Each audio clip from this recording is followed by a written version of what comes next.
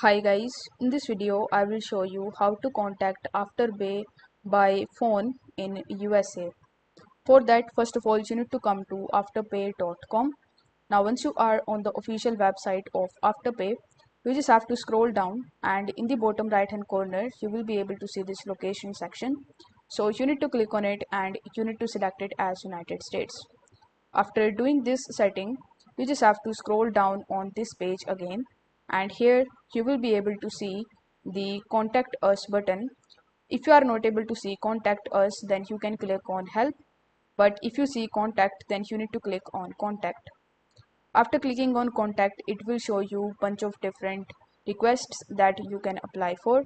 So you just have to select the option for which you want to basically contact with the USA customer support team on Afterpay.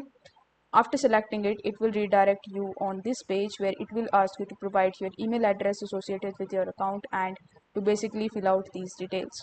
But you will not be able to see any of the phone numbers on which you can directly call and contact with Afterpay. It is because currently that option is not available.